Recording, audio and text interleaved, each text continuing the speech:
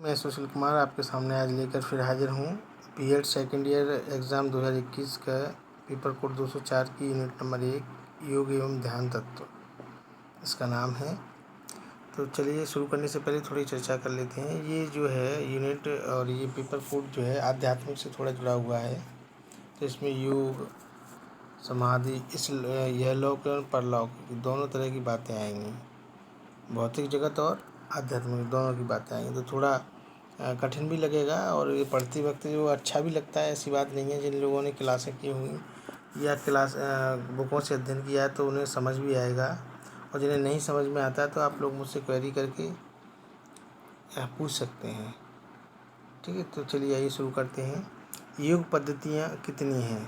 तो योग पद्धतियाँ 4 हैं, 1 है या 8 है या 9 है। तो योग पद्धतियों की संख्या 4 है। कौन कौन सी हैं वो? पहली है राजयोग, कर्मयोग, भक्ति योग और ज्ञान योग। तो ऑप्शन सी सही होगा इसका। अगला है वेद व्यास किसके पुत्र थे? कपिल के, योगी दत्तात्रेय, भगवान मुनि सुखदेव के या ऋषि पाराशर के? तो इसका राइट आंसर होगा ऋषि पाराशर के थे, ऑप्शन डी। अगला भारतीय दर्शन में किस पक्ष की प्रमुखता है? व्यवहारिक पक्ष की, प्रामाणिक पक्ष की, राजनीतिक पक्ष की या नीति पक्ष की? तो ऑप्शन डी सही होगा, नीति पक्ष की है। योग किस भाषा के ये शब्द से निर्मित है? Option A Hindi, option B Pali, option C Sanskrit, option D अरबी। तो इसका राइट आंसर होगा Sanskrit, option C. Chair pose किस आसन को कहा जाता है? ताड़ासन, उत्कृष्टासन, पवन मुक्तासन, भुजंगासन। तो इसका राइट आंसर होगा उत्कृष्टासन, ऑप्शन बी। योग पद्धतियों में कौन सा प्रकार नहीं है? धर्म योग, कर्म योग, हठ योग, लय योग।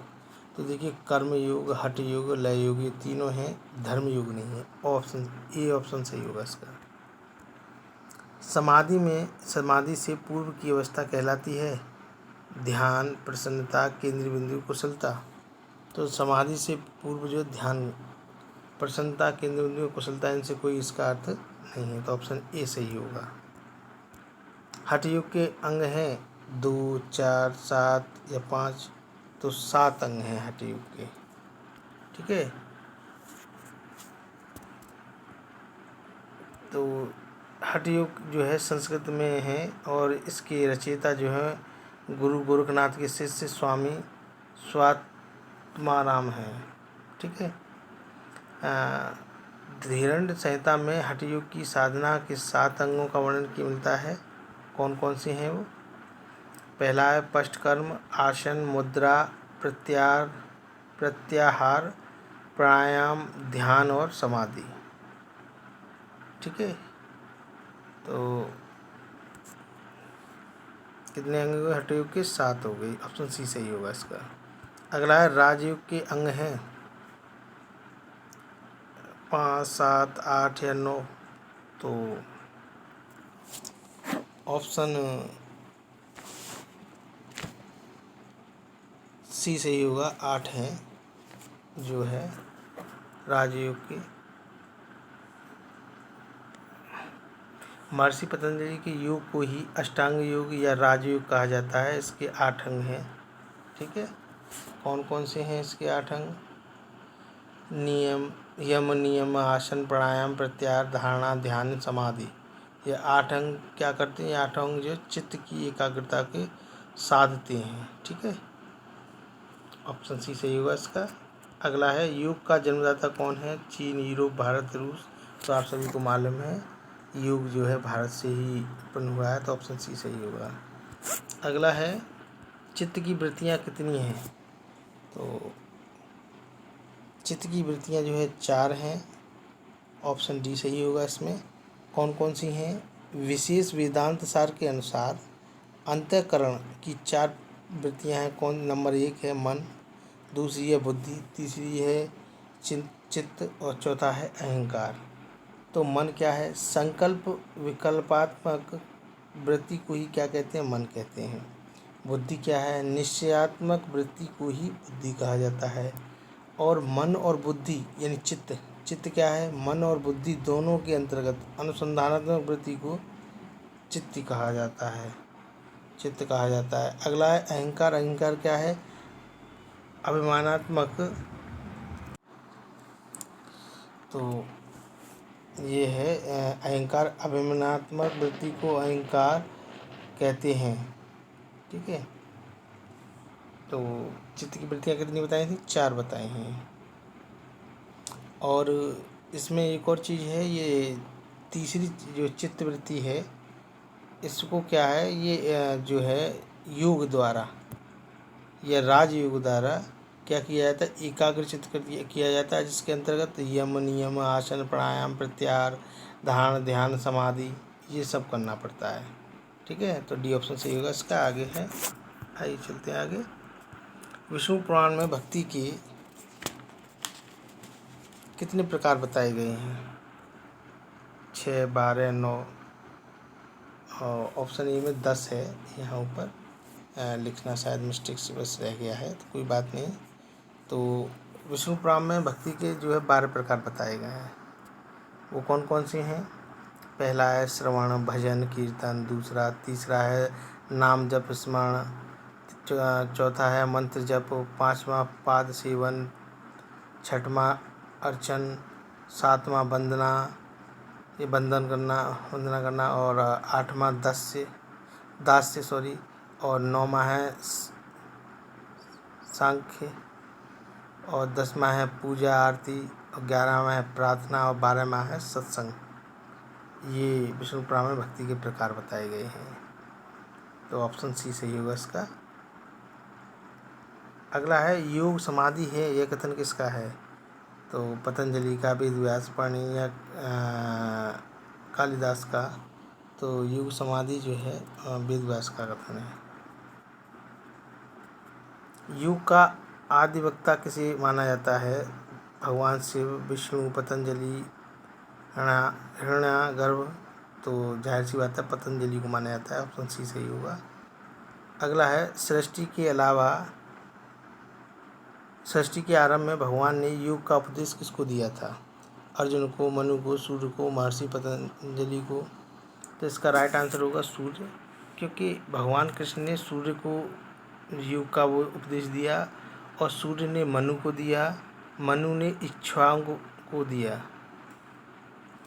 ठीक है। और ऑप्शन इसका सी सही है। अगला है मुख्य कितने उपनिषद हैं? तो वैसे उपनिषदों की संख्या 108 है और ये संस्कृत में लिखे हैं, लेकिन मुख्य उपनिषद जो है 13 हैं। ऑप्शन सी सही है। योग सूत्र की रचना किसने की? महर्षि पतंजलि ने, वेद व्यास ने, स्वामित्व ने, या इनमें से कोई नहीं। तो इसका राइट आंसर जो है आ होगा, महर्षि पतंजलि ने। अगला है आदि की उत्पत्ति होती है प्रमाणिक स्तर पर, शारीरिक स्तर पर, मानसिक स्तर पर, इनमें से कोई नहीं। तो जाहिर सी बात है ऑप्शन सी सही होगा, मानसिक स्तर पर। अगला है प्रकृति किस प्रकार के गुणों से परिपूर्ण है? तो इसका राइट आंसर होगा व्यक्ति, अभिव्यक्ति, उपयुक्त दोनों, इनमें से कोई नहीं। सी आंसर इसका है, व्यक्ति और अभिव्यक्ति दोनों से। योग चित्तवृत्ति निरोध किसने कहा? पतंजलि, रामदेव, कपिल या गौतम। तो पतंजलि ने कहा, ये ऑप्शन सही होगा इसका। अगला है संस्कृत के शब्द युज का अंग्रेजी समानार्थी है योगा, युका, योग, मेडिटेशन। तो इसका जो राइट आंसर होगा वो योग होगा, योग सी। अगला किस वेद में योग के बारे में उल्लेख मिलता है? ऋग्वेद, अथर्ववेद, यजुर्वेद या सामवेद। किस वेद में मिलता है? तो जाहिर सी बात है ऋग्वेद में मिलता है। अगला है योग का मुख्य उद्देश्य है शारीरिक विकास, चारित्रिक विकास, आध्यात्मिक विकास, सर्वांगीण विकास या सर्वांग विकास। तो इसका जो ऑप्शन डी सही हुआ, सर्वांगीण विकास।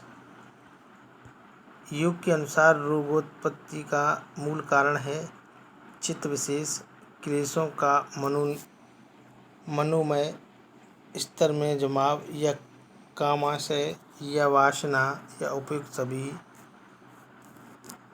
तो इसका राइट आंसर होगा डी, उपयुक्त सभी। अगला है, योग दिवस का लोगों किसका प्रतीक है? इंद्रियों को एकाग्रचित करना, एकाग्रता, मानव के प्रति सद्भावना और शांति, इनमें से कोई नहीं। तो राइट आंसर बी होगा, एकाग्रता। अगला है, भगवत गीता में यम के कितने अंग हैं? 5, 13, 14 या 15? तो भगवत गीता में यम के 5 हैं। कौन से? सत्य, अहिंसा, अस्तेय, ब्रह्मचर्य और अपरिग्रह। ये ऑप्शन सही होगा इसका। कौन सा अभ्यास योग का आंतरिक अभ्यास नहीं है?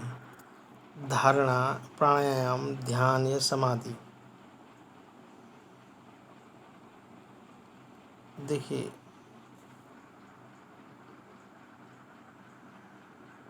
समाधि भी है, ध्यान भी है और प्राणायाम भी है, केवल धारणा नहीं है। तो ऑप्शन ए सही होगा। सॉरी, प्राणायाम नहीं है, आंतरिक अभ्यास नहीं है। तो धारणा,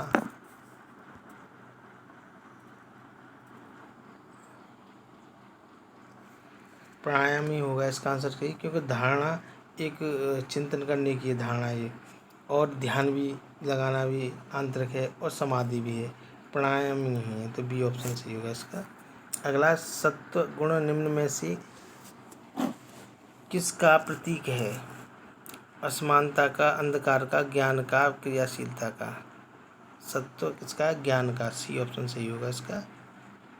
योग शब्द की उत्पत्ति किस भाषा से हुई है? तो जाहिर सी बात है, इसमें संस्कृत भाषा से हुई है। ये जो शब्द से जो है, बी ऑप्शन इसका सही था, संस्कृति। अगला है, योग में यम का कौन सा अंग नहीं है? सत्य, अहिंसा, अस्तेय, तप? सत्य है, अहिंसा है, अस्तेय है, तप नहीं है, डी नहीं है। भारतीय दार्शनिक परंपरा के कितने भाग हैं? तो 3 हैं, 4 हैं, 7 हैं, 5 हैं?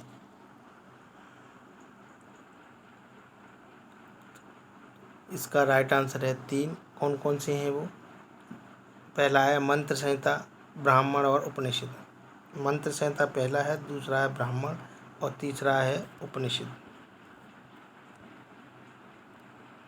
अगला, गीता में भक्ति का मार्ग किसे बताया गया है? ज्ञान को, भक्ति को, कर्म को, उपयुक्त सभी को? तो ये तीनों ही चीज़ें हैं, कर्म, भक्ति और ज्ञान, उपयुक्त सभी। डी ऑप्शन सही होगा इसका। अगला है, मनुष्य जीवन का अंतिम उद्देश्य क्या है? निर्विकल्प समाधि, कैवल्य की प्राप्ति, उपयुक्त दोनों, इनमें से कोई नहीं। तो वैसे तो जीवन का कैवल्य की प्राप्ति होना चाहिए और होता है, लेकिन इसमें भी निर्विकार को भी समाधि मान लेते हैं। तो मेरे ज़्यादा उपयुक्त जो कैवल्य ही होगा। तो ऑप्शन बी ठीक होगा इसका। अगला है, न्याय का तात्पर्य है उचित, वांछनीय, सत्य, कैवल्य प्राप्ति, उपयुक्त दोनों, इनमें से कोई नहीं।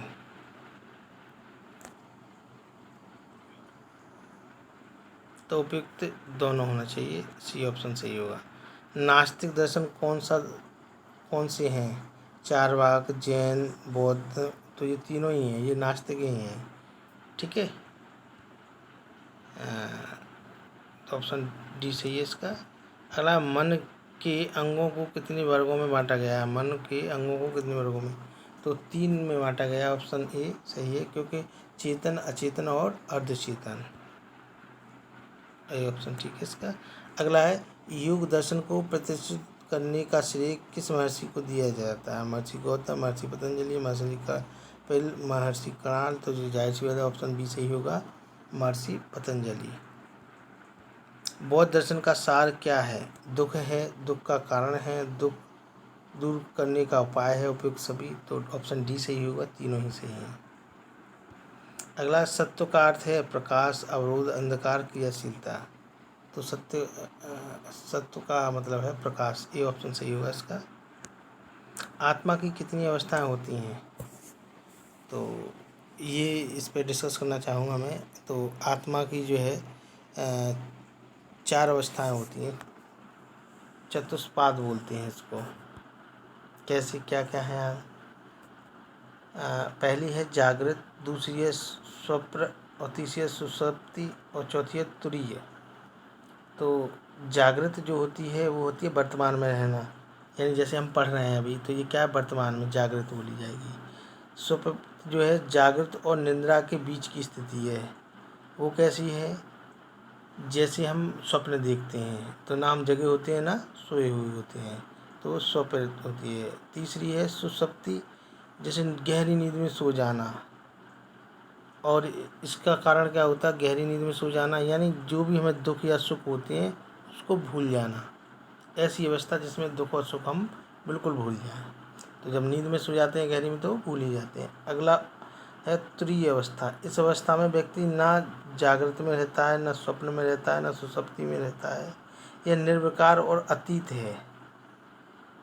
अतीत वो भविष्य की कल्पना से परे है, वो पूर्ण जागृत है। यानी ये तुरीय अवस्था होती है, वो क्या होती है, तुरीय अवस्था के इधर भौतिक संसार है और उधर क्या है, आध्यात्मिक स्टार्ट है। ठीक, तो ऐसी अवस्था होती है तुरीय अवस्था। तो आत्मा की कितनी अवस्था है, तो 4 बताना है, ऑप्शन बी सही है। योग जीवन का आत्मा का मिलन है। योग जीवन व आत्मा का मिलन है, ये परिभाषा किसने बताई? तो ये परिभाषा दयानंद सरस्वती ने दी थी। ठीक है, और इसका वेदांतों में इसका वर्णन है, ऑप्शन बी सही होगा। क्योंकि वेदों की ओर लौटो किसने कहा था? स्वामी दयानंद सरस्वती ने कहा था। तो बी ही इसका आंसर है। यम योग साधना का कौन सा यम योग साधना का कौन सा सोपान है? चतुर्थ, द्वितीय, प्रथम, तृतीय। तो जाहिर सी बात है ये प्रथम है। ठीक है, क्योंकि मैंने अभी बताया था आप लोगों के लिए कि योग जो करते हैं उसमें 8 स्टेप हैं, उनमें से यम जो है पहला है, प्रथम है यम, दूसरा नियम है, तीसरा आसन है, चौथा प्राणायाम है, पांचवा प्रत्याहार, धारणा, ध्यान और समाधि, 8वां है। तो इसका राइट ऑप्शन होगा सी।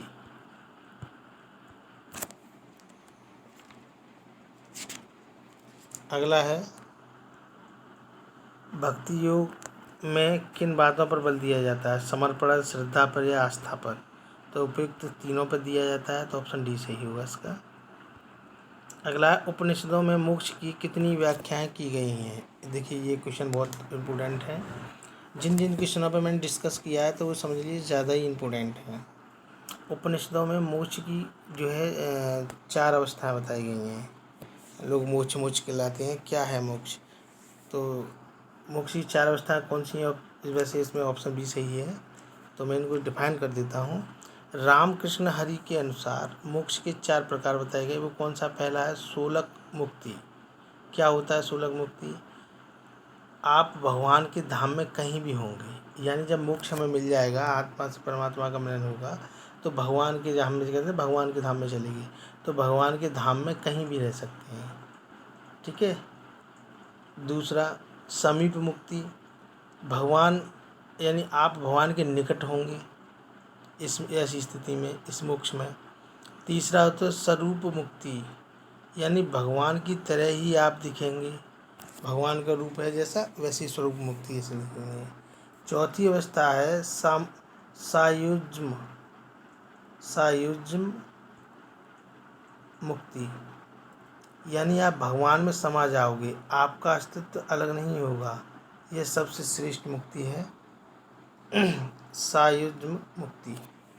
तो आप लोगों को मालूम पड़ गई होगी इससे पहले शायद आप लोगों को नहीं मालूम होगा उपनिषदों में मोक्ष की कितनी अवस्थाओं की वर्णना की गया है। तो 4 किया गया है, मैं चारों को डिफाइन कर चुका हूँ। चलिए नेक्स्ट देखते हैं।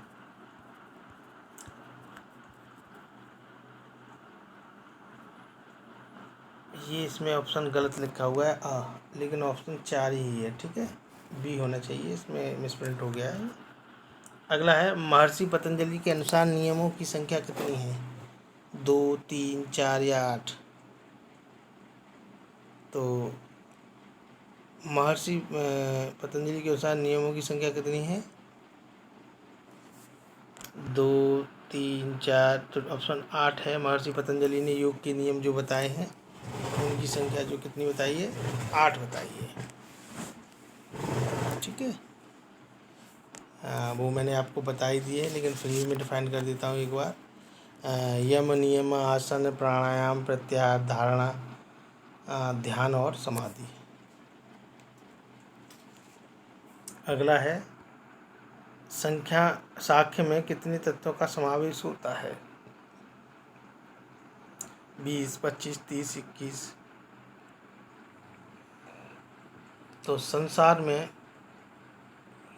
कितने तत्वों से मिलकर बना, साख्य हमें इनकी जानकारी देता है। तो इसमें जो है 25 बताए गए हैं, ठीक है। इसकी जानकारी जो है हमें श्री कृष्ण ने किसको दी थी, उद्धव को दी थी। तो ऑप्शन बी सही होगा इसका।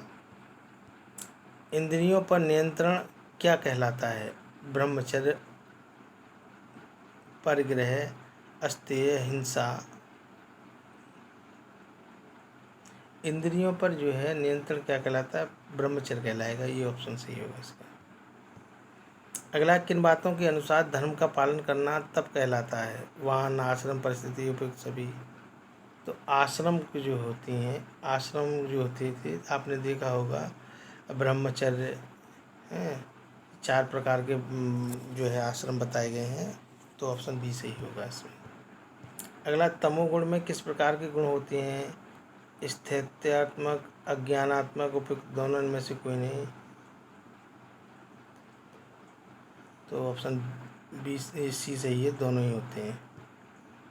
रजोगुण किस प्रकार का होता है, गत्यात्मक, रागात्मक, उपयुक्त दोनों। तो ये भी उपयुक्त दोनों होते हैं, सी ऑप्शन सही होगा।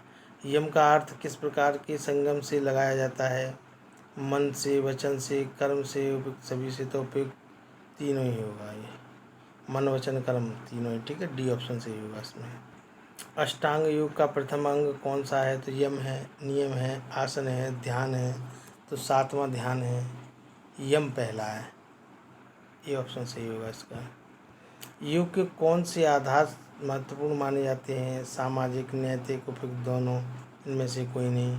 तो सामाजिक और नैतिक दोनों माने जाते हैं, यानी ऑप्शन सी सही होगा, उपयुक्त दोनों। संत तथा योगी मोक्ष प्राप्ति हेतु कौन कौन सी क्रियाएं करते हैं, ध्यान, तप, साधना, उपयुक्त सभी। ये यानी तीनों ही चीज़ें करते हैं, ऑप्शन डी। यम नियम के ध्येय की साधनाएं हैं, योग, ज्ञान, कर्म, उपासना, उपयुक्त सभी।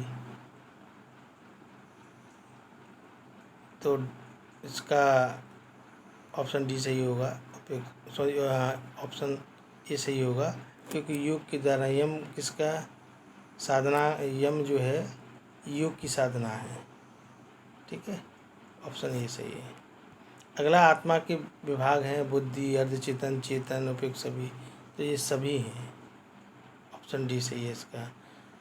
भारतीय संस्कृति को कौन गौरवान्वित करता है, तत्व विज्ञान, युक्त विज्ञान, भारतीय दर्शन शास्त्र, नीति शास्त्र। तो ऑप्शन सी सही होगा, भारतीय दर्शन शास्त्र। अगला, भारतीय दार्शनिक के अनुसार पुरुषार्थ है, क्या है भैया पुरुषार्थ, 7, 5, 4, 3।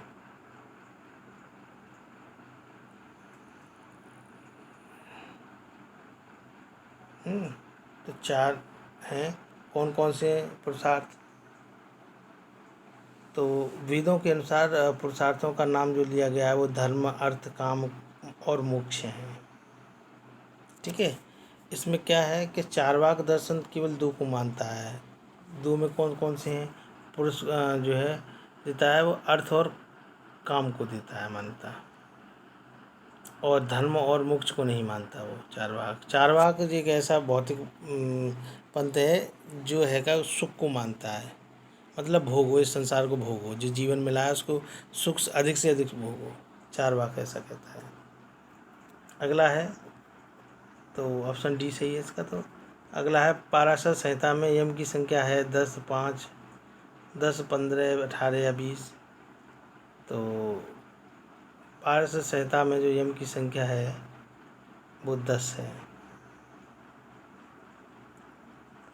प्रकृति में कितने गुण पाए जाते हैं? 2, 3, 4, 5। तो प्रकृति में 3 पाए जाते हैं, सत्वगुण, रजयोग और तमयोग। यानी रजोगुण, सतोगुण, रजोगुण और तमोगुण 3 पर पाए जाते हैं। तो ऑप्शन बी सही होगा। वेदांत दर्शन का अंतिम स्तर है ब्राह्मणों का चिंतन, आर्यों का, उपनिषदों का गुरु चिंतन। उपयुक्त सभी, तो उपयुक्त सभी होगा इसमें। जैन दर्शन में पृथ्वी को कितने तत्वों से निर्मित माना गया है? तो जैन दर्शन में जो है पृथ्वी को 4 तत्वों से माना गया है। ठीक है। अगला है, तत्व मीमांसा में कितने तत्वों का विवेचन प्रस्तुत किया गया है? मानव के मूल तत्व, संसार के मूल तत्व, उपयुक्त दोनों, इनमें से कोई नहीं। तो सी ऑप्शन ठीक होगा इसका। वेदों में मानव के किन उद्देश्यों का वर्णन किया गया है? धर्म, अर्थ, काम एवं मोक्ष, उपयुक्त सभी। तो डी ऑप्शन सही होगा, उपयुक्त सभी। अभी मैंने बताया भी था आपको कि वेदों में जो है पुरुषार्थ जो थे वही चीज़ें हैं ये। वेदों में मानव के किन उद्देश्यों, तो उद्देश्य क्या है? धर्म, अर्थ, काम, मोर, मोक्ष। डी ऑप्शन इसका सही होगा। अगला, त्रिगुण के अंतर्गत कौन से गुण आते हैं? तमो, सतो, रजो, उपयुक्त तीनों ही आते हैं। अगला है, पुरुष और पुरुष विशेष के बीच का माध्यम क्या है? तो प्रकृति है। न सुंदरता है, न आत्मा है, न शरीर है, प्रकृति है। पुरुष और पुरुष के विशेष के बीच क्या है? प्रकृति। ऑप्शन ए सही होगा इसका। अगला, योग में इसका यही सही है। और इसका है, योग में किन शक्तियों का विकास किया जाता है? शारीरिक, मानसिक, गुप्त कान या उपयुक्त सभी। तो ये उपयुक्त सभी होगा, डी ऑप्शन सही होगा। अगला, यम के अंतर्गत किन सामाजिक नियमों के पालन पर बल दिया जाता है? सत्य, वस्ते का, अहिंसा का, ब्रह्मचर्य व अपरिग्रह का, उपयुक्त सभी का। तो ऑप्शन डी सही होगा, उपयुक्त सभी का। थैंक यू वीडियो देखने के लिए। और एक छोटी सी रिक्वेस्ट है, आप लोग जो है वीडियो को देखते हैं लेकिन उसको न लाइक करते, न चैनल को सब्सक्राइब करते। भाई रात के 2 बजे बैठ के मैं वीडियो बना रहा हूँ, तो कम से कम आप लोगों का इतना फ़र्ज़ तो बनता है कि इसे शेयर करें, लाइक करें, सब्सक्राइब करें। वैसे तो मैंने इसको डिफ़ाइन कर दिया है, लेकिन फिर भी और कुछ आपकी कोई क्वेरी हो तो आप लोग जो है कमेंट करके मुझसे पूछ सकते हैं और मैं उनकी जवाब भी देता हूँ। आप लोग विशेष करके कई लोगों ने कहा है कि पेपर प्रोवाइड कराइए 2 तारीख वाले जो है, तो मैं बता रहा हूँ। मैं पहले ये यूनिट टेस्ट समाप्त कर लूँ, मेरी तबीयत ख़राब हो गई थी इसलिए वीडियो नहीं बना पाया। तो ये सारी जो है आपकी यूनिटें मैं दे दूँ, उसके तुरंत बाद में पेपर आपको सॉल्व करा दूँगा। वो पेपर और मॉक क्वेश्चन जो है, मॉक टेस्ट जो है। तो चैनल को देखने के लिए बहुत बहुत धन्यवाद। नमस्कार।